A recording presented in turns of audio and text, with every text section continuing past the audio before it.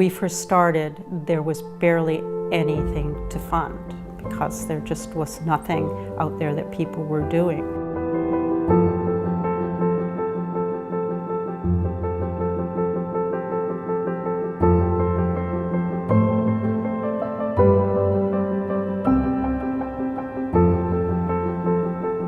I had thought this through meticulously.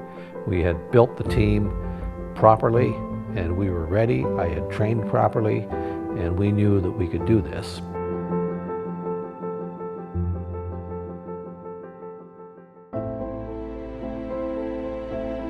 I think when it comes to the diagnosis, no one is prepared and your world literally flips upside down. First you cry and then you have a period of wonderment, why us? And what did we do wrong? You have a period of guilt, and then you just go through a very quiet and yet dark period.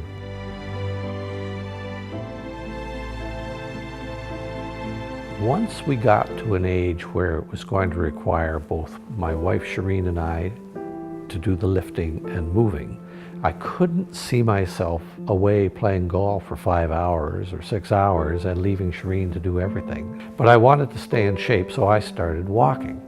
So I'd walk around the block. And then the walk got a little bigger. And then it got even bigger still. And just like that, a thought came to me, I wonder, could we ever turn this walking into anything? And it went away just as fast. Then I started thinking about, wonder if we could go across Ontario, shake some hands, try and raise $100,000 and tell people what this disease is all about. I asked Jesse what he thought about that. I took him out to lunch on his birthday and he looked at me and he said, "Are you nuts?" And I said, "Well, yes I am, Jesse, just a little bit." In the winter of 1994, we started Jesse's journey with just a very small group of friends. We put this together, and then we immediately went across Ontario right after that. I did think it was very magical, the trip Jesse had. It was something he remembered all his life. The disease itself limited him in so many ways, and it was wonderful that he had that experience that was not limiting to him. He became a very competent public speaker and related so well to people, both adults and children.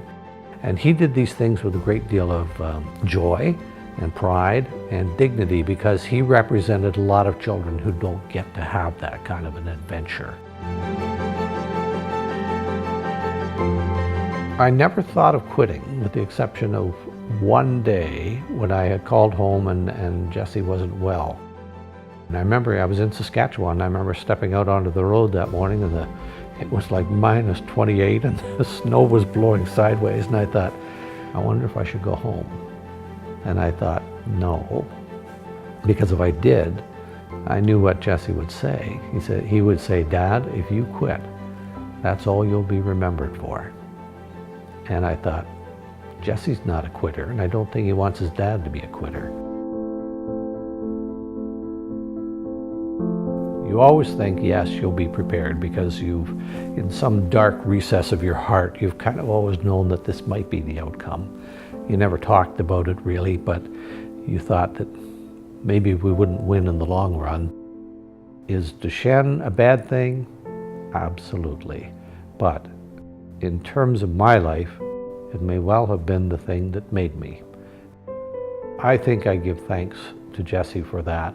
And he has taught me to encourage people to always do your best and get out there and do something every single day, because you never know how many days we've got.